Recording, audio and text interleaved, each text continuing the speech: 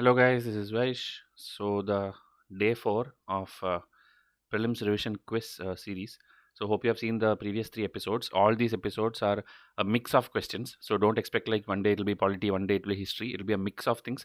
So every episode is important, and you have to watch till it gets over. Maybe by October 8 or 9 we'll try to finish. So October 10 you will be in a very good status to give the prelims exam.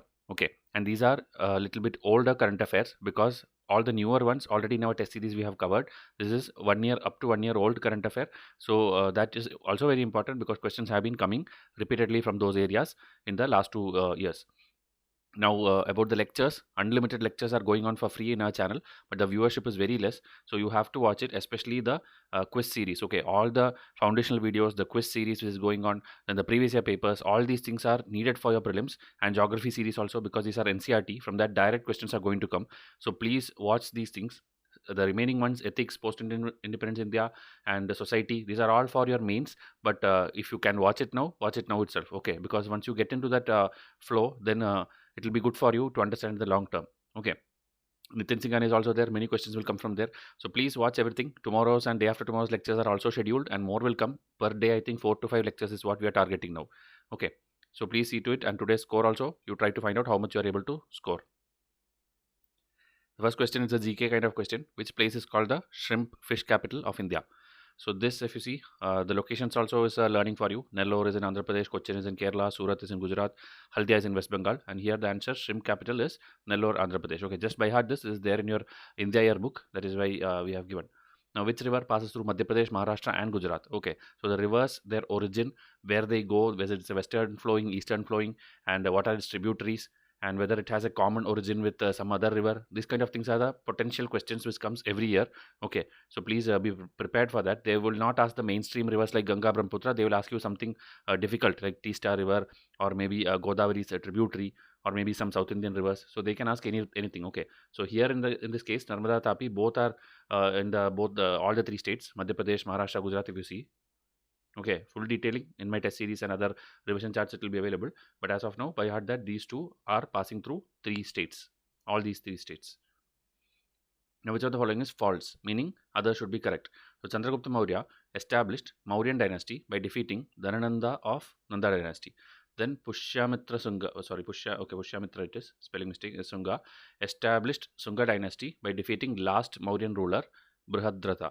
Then Kumar Gupta founded Gupta dynasty. So three different dynasties are given here, and you have to know the founder of it and how they found that. Okay, so here the answer is uh, answer should be Chandragupta is 1, 2, 3. I think okay, 3 is wrong. Okay, Kumar Gupta did not find Gupta dynasty. It was Sri Gupta. I'll show you the full list here. But before that, here this picture is telling the Pushyamitra Sunga went against the Mauryan Empire in 185 BC. Just a timeline I wanted to show you. Okay, 185 BC, and here in 180 BC, the same time in the northern western side, the Greece and Bactrian kingdoms, they came and overtook those side also. So Mauryan, which was a very big empire, that collapsed from both the sides. Okay, around 185 BC.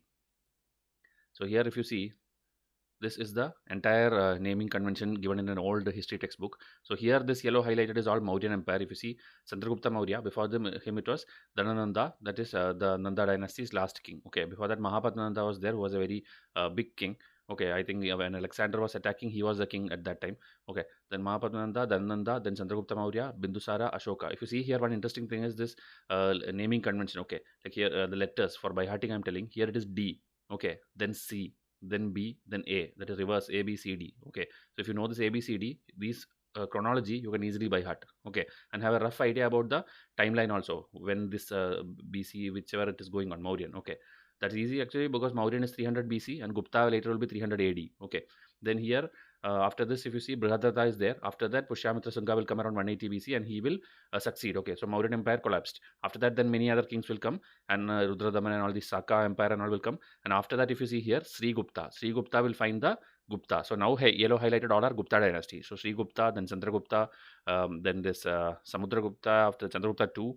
Okay, then Kumaragupta 1, and then here's Skandagupta. So this is the timeline, and the most important ones are Chandragupta 1, Samudragupta, and Chandragupta 2. Okay, in Chandragupta 2 court only lot of like Navaratna kind of 9 people were there. So that also you have to know. Okay, Kalidasa and all is in this timeline. Okay, so this is the overall chronology which you have to by heart.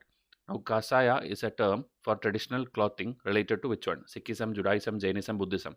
Okay, so here answer is Buddhism, but there is another word which is Kashaya, which is also important, and that is in Jainism. Okay, so Kasaya in Buddhism and Kashaya in Jainism. So here if you see, it's a Buddhist cloth. Okay, some saffron dye is there, and in Sanskrit and Pali, these robes are also given the more general term Sivara, which references the robes without regard to the color. Okay, so if that color is there, brown or saffron, then it is Kasaya. Else, if it is without the color, Sivara, and it is described in Theravada Vinaya. Okay, so this is the original Buddhism kind of thing. Okay, earlier Buddhism kind of thing. Then this Jainism, if you see, it is like something like passion, aspects of a person that can be gained during his or her worldly life. According to Jaina religion, as long as person has kashayas, they will not escape the cycle of life and death. Okay, when you are passionate about things and all these desires and all, then it is you cannot get out of this cycle. Okay, there are 4 different kinds of kashaya, each being able to gain their own kinds of intensity. Okay, then here if you see Sarvasta Siddhi, okay, it's a Jaina text. This also can be asked, like, which is this related to? He who has passions causes injury to himself by himself. Whether injury is then caused to other living beings or not, it is immaterial. Then 4 kasayas are this one: krodha, anger, lobha, greed, this mana, ego, and maya, deceit. Out of the many causes of bondage, emotions or passions are considered as the main cause of bandha or bondage. The karmas are literally bound on account of the stickness of the soul, and then various positions, the mental disposition. So this 4 words is important here: krodha, anger, lobha, greed, mana, ego, and maya, deceit. Okay, so this, if you by heart, then you will understand it's related to Jainism. Now, which of the following is false about Navroz, which got UNESCO Intangible Heritage Site in 2016? Okay, the same year I think yoga also got this status. So here, which of the following is false? It is celebrated in 21st March every year. That is true, because the spring season in northern hemisphere. Then it means 9th day. This is wrong. Navroz is not 9th day. Navroz means new day. Okay. Then it is celebrated in India, Pakistan, Iran, Turkey. It involves vocation of the Iranian mythological king Jamshid. So C, D is also true. So here false they are asking. B is false. Okay. So here if you see, Navroz means new day. Okay, Iranian New Year in their Persian calendar and all. And then here if you see, although having Iranian and religious Zoroastrian origin, Nowruz has been celebrated by people from diverse communities. Okay, in Western Asia, Central Asia, Black Sea Basin, everywhere. It's a secular holiday. Then here, vernal equinox, beginning of the spring in the northern hemisphere, first day of the first month of the Iranian calendar. Okay, usually March 21. And here these are different names again, almost same. Nowroz, all these are same only, and all these countries celebrated. And here more things are given about the story. Okay, like how the story dates back, how it started. So that story, if you want, you can pause and read. Not very important for prelims, but for your interest sake, you can pause and read. Discontinuity between upper and lower mantle is called. This is a very good question, an interesting question. So this Gutenberg, Moravec, Lehmann, and Repetti, and even Concord, these are all discontinuities which are there in the gaps between mantle and core and crust and all. So you have to know clearly which is which. Okay, so here it is Repetti, and I will teach you how it is easy to learn. So this one, if you know, crust also, there is upper crust, lower crust, then upper mantle, lower mantle, then outer core, inner core. So 6 things are there. So obviously 5 junctions will come, right, for the 6 things. So if you see here, the first one, crust and upper crust and lower crust, it is this Conorod. Okay, Conorod, C. Then upper mantle and lower mantle, the lower crust and upper mantle, if you see here, Moravec. Then upper mantle and lower mantle, Repetti. This is the question which we asked. Then lower mantle and outer core, if you see, this Gutenberg. Then outer core and inner core, this last junction, this is Lehmann. So if you see CMRGL, okay, so something like C Mr. GL. Okay, I'm telling you to by heart. These are simple tricks which you can use it, so that don't need to by heart each one different times. C Mr. GL. Okay, suppose there's a person called GL and we are addressing him as Mr. and you're telling C Mr. GL. Okay, so done. Then after this, you never has to by heart it. After 5 years, I ask you also, still you will correctly do the mastery following, because this you don't have to go and explain anywhere. This is just for mastery following sake, else this question will not be asked. Okay. Long Walk to Freedom is the autobiography of who? Okay, so this is given in your class 11th, I think, Polity NCRT, and it is Nelson Mandela. Okay, so this full detailing, if you want, you can read. These lines are taken from class 11 Polity NCRT, for which also I think free lectures we are planning, but you have to give more feedback in the existing lectures. Okay, 2018 was the 100th birthday of Nelson Mandela also. Then Aung San Suu Kyi, has a collection of essays which is called Freedom from Fear. Okay, so that is also given in your polity NCRT. From there only we took. And Aung San Suu Kyi, because of Myanmar issues and all, she's always there in the news. I think she's in arrest now with the military. And this, if you see, this is a direct screenshot from your political theory textbook in class 11th. Okay, so Freedom from Fear is Aung San Suu Kyi, and Long Walk to Freedom is Nelson Mandela. So just by heart that names. Now New Year festivals, India, every state will have a different kind of New Year names and all. So Ugadi, Karnataka and Andhra; Gudi Padwa, Maharashtra; Navre, Jharkhand; Panba, Cheroba, Manipur. So this one, which of the following is incorrect? Okay, incorrect here. It is actually Navre, because Navre is actually a Jammu and Kashmir thing. Okay, so Navre is celebrated in Kashmir by the Pandits. Remaining all are correct, but Navre is wrong. So like that, Jharkhand, if there is any New Year festival, try to go and find out. Okay. Nagarjuna Sagar Dam is on which river? So this again a GK question. Answer is Krishna. So Krishna Godavari, lot of water related projects are going. Even in the northeast and all, it's going, the National Waterway Program. So that and all, a map is there in our geography test. It's covered in detail. So the 5 important national waterways, you have to know from which river it is, which state it is passing through, and which is the latest one, which is the oldest one. This kind of things are very important. Okay, because UPSC will ask you, and that time it will be very bad if you could not answer this basic questions. Okay. Now carbon monitoring system and orbiting carbon monitoring 3, that is OCO3, is a recently cancelled climate monitoring project of. So this actually is not recently, as I told, it's 1 year old current affair. 2000 I think 19 end or something this happened. So whose project it is? It is NASA's project. Okay, NASA had this thing for observing the carbon, this thing in the atmosphere, carbon dioxide in atmosphere. It was launched through this Dragon thing. Okay, I think the SpaceX one.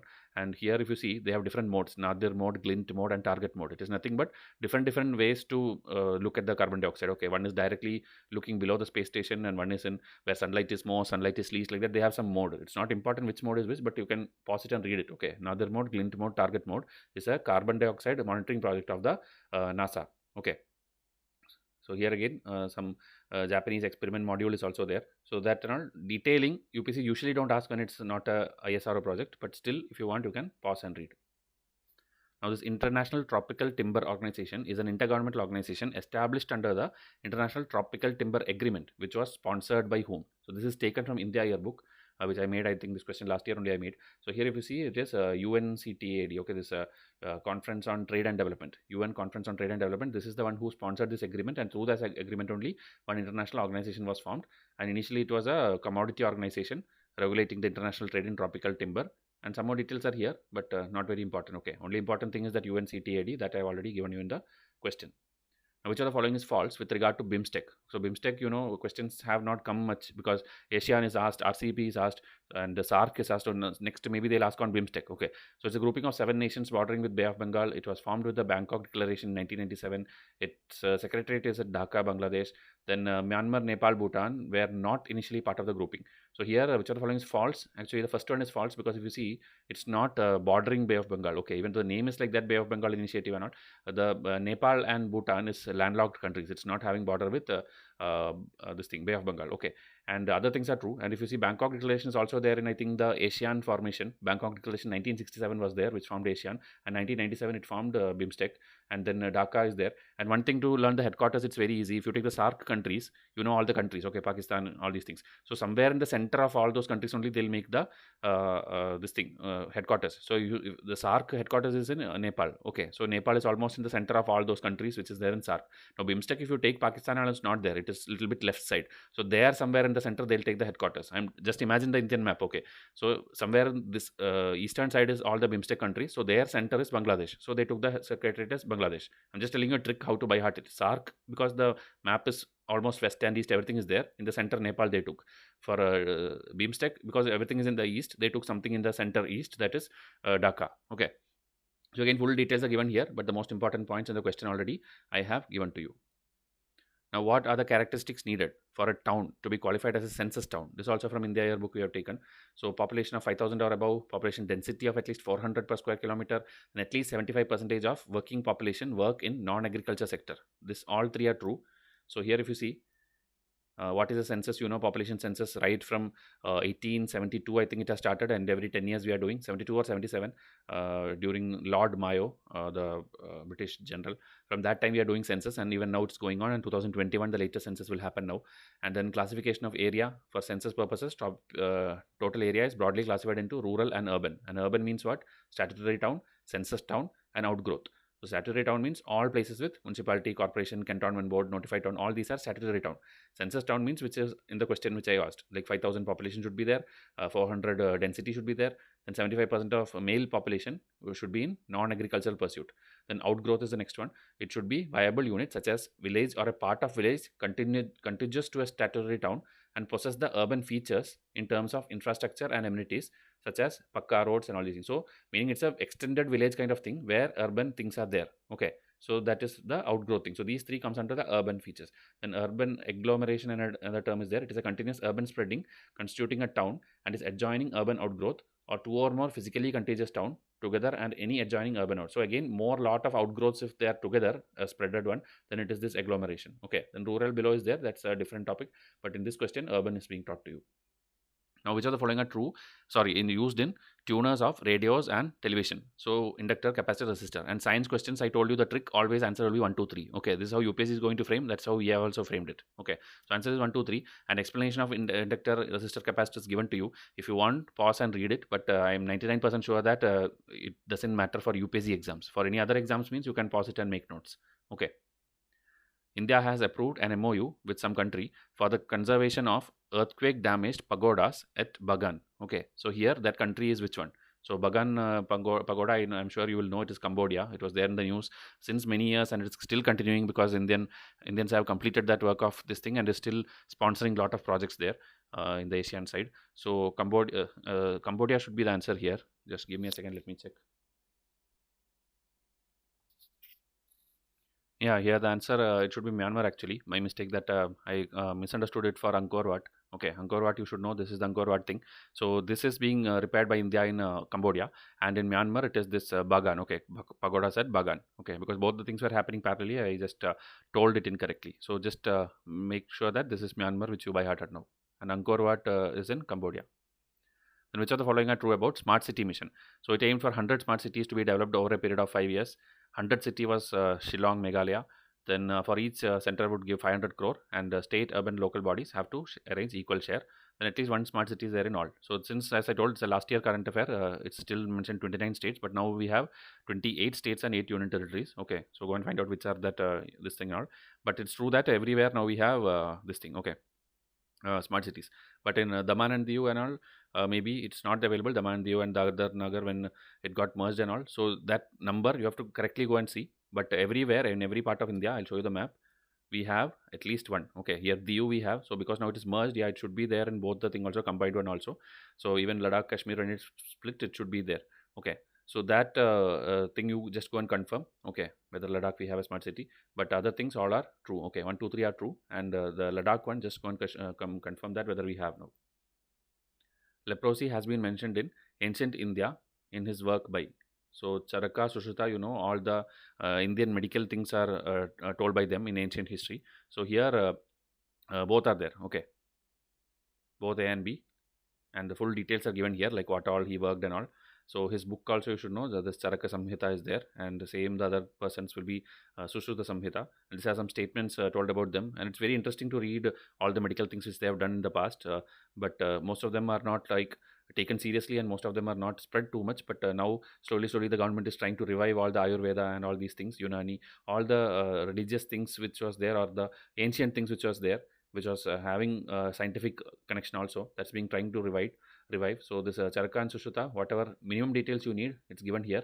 Okay, some will be very insignificant, but still you can read this. One time reading is enough. And Sushruta is called as the father of surgery also. Okay. Now, which of the following is not a recommendation of NK Singh led FRBM committee? So committees in news also we'll give you a revision chart for my enrolled students. So there these things were told, and here answer is actually all of them. Okay, which of the following is not means none of them is not. It's all actually this thing. So here if you see, I'll show you a table. Okay, this one if you see 2017 to 23, debt to GDP ratio has to be reduced like this. Physical deficit has to be reduced like this, then revenue deficit has to be reduced like this. But we have not followed it strictly. It has not been able to follow because of the situations of COVID and all these things. So escape clause is there. Escape clause means for any extreme situations we may not be able to achieve it, so the timeline can be extended or some excuses will be there. That is called escape clause. So we have actually used that escape clause and we have now extended this also. So this is actually the original recommendation of FRBM committee by NCASing, but now it has changed. Okay, now you go and see the latest economic survey test which I have given you. There the latest targets and all these things will be there, or you can simply Google the latest physical deficit, revenue deficit target of India. You will get that number. Okay. And once about this question has come, about the debt to GDP ratio of state and center, question has come, and I have covered it already in the previous year paper discussion. Now this Etmopteris lay, this is a discovery of a species which glows in the dark, and it is what? It is an insect, it's a shark, it's a plant, it's a snake. So it's a shark. It's just a GK current affair, by heart it. Okay, more than this, don't study anything more than this. Now this Tuirel hydro project has been launched to make which state an energy surplus state? Okay, this also 1 year back it was declared. So here it is Mizoram. In Mizoram, this hydro project is coming. That also many projects in a revision chart format we have already given to the students, and whatever is in news will be there in our current affair test. So just try to by heart it for the sake of the exam, else it's not very important. Roughly arrange the following South Indian dynasties from north to south as per the reign. This also it can be debatable. This is not like exact you can tell north to south, because everything will be overlapping with each other's area. Okay, everything are South Indian kingdoms, and from Maharashtra to Tamil Nadu, that full range, these 4 kingdoms used to be there. So just to make you understand the map of where these things used to rule, I'm just showing you. Okay, because the smaller kingdoms which are not Mauryas or Guptas, that is what UPSC is sometimes picking and troubling you. So at least the locations first you have to study. That is why this kind of questions are there. So if you see here, this Vakatakas, okay, here you see 4213 north to south. So 4 is Vakatakas, here this is that one.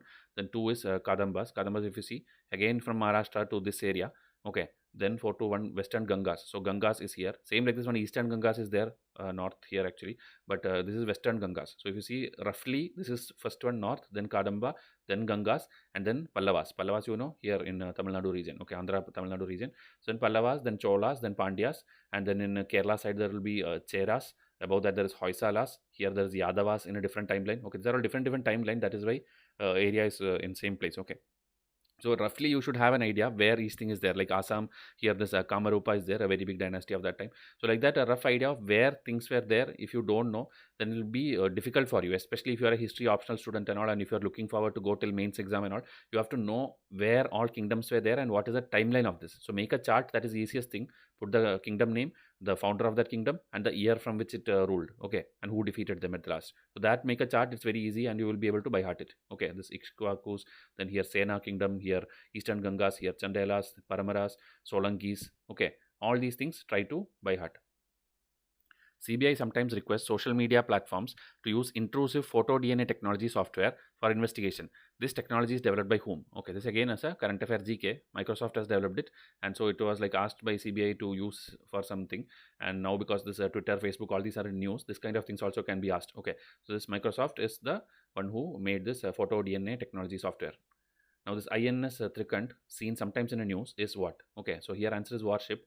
2017 UPSC asked one question like INS, I think not INS, Astradharani was in news, and what is it? Okay, directly they asked, and the answer was I think torpedo launcher. Okay, torpedo launcher was the answer. So many students do not expect that kind of questions would be asked. So that is why you have to learn every defense equipment, every vessel, every missile, every bomb or drone or any system which we either we develop or we import from Israel or Russia or Japan, wherever we take it, that also you have to know it. Okay, and this also 100% or 99% I can tell it will be covered in my current affair and my test series and revision charts. Whatever is there in the news, I have tried to cover. These are a little older, but newer ones also will be there in all the newer tests. Okay, so INS Trikant is a state of the art warship of the of the Indian Navy, equipped with a versatile range of weapons and sensors capable of addressing threats in all 3 dimensions: air, surface, and subsurface. Now, which of the following is matched incorrectly? So 4 reports are given. So here I'll show you the answer directly. If you see, the 4th one is wrong because this e-government index is actually a grouping of all the other three which you show here. Okay, my intention was to teach you this e-government development index. Okay, here if you see e-government development index, that is actually composed of three different indexes. That is these three. Okay, telecommunication index, human capital index, and online service index. And all these three are true also. So if you see here, it's a composite index based on the weighted average of three normalized index, meaning one third of these three indexes. So this telecommunication infrastructure index is from this International Telecommunication Union, ITU. Data is from there. Then human capital index is released by the World Bank, but the data is given by UNESCO. Okay, so UNESCO gives the data, World Bank releases this one. Then the third one is this online service index, OSI, for which the data is given by an independent questionnaire conducted by UNDESA. So if you see, overall it's a United Nations report. Okay, so this e-government index is not OECD, it's a United Nations report, but in that three sub indexes are there, each one third weightage, and that you have to by heart each one is whom. The question what was given is correct only. Okay, and India is occupying some very poor rank, I think, in the previous one survey which it was conducted. Okay, so generally it is a UN e-government development survey. It is the only global initiative to measure and track how governments are faring on the e-governance front. Okay, so hopefully because we are doing a lot of digital things now, we will be coming forward in this ranking. Now, last question, which are the following are true regarding organic farming? Okay, Sikkim became the first organic state in India. Then there is zero usage of fertilizers and pesticides in organic farming. GM crops and crop rotation is strictly avoided in organic farming. So this strictly avoiding is wrong. They can be done. And then the zero usage is also wrong because it's zero usage of chemical fertilizers it is. So chemical fertilizer and chemical pesticide, but natural ones they can use. So 2 and 3 are wrong. So answer is 1 only. And from this directly 2018 or 19 one question came, and we could have solved it from this MCQ alone. Okay, that's why last year's test series I told you 100 plus marks came easily from our test series, and this year also we are expecting the same. So please keep practicing all our tests. We are putting all the efforts which we can do. Without practice, I'm guaranteeing you that you will not be able to clear. So please practice for the next 25 days how much ever MCQs you can do. Okay, and my students, I'm giving 7,500 MCQ plus this much unlimited free MCQ. So total, I think 10,000, 12,000 MCQs from Vaishya alone you will get if you study properly. Okay, else if you are doing your studies in the last minute for the first time, then it's very difficult. But keep studying, because at least in 2022 it will be helpful. Okay, please don't stop now. So please subscribe to the channel. I'll come up with tomorrow's episode. Thank you and have a nice day.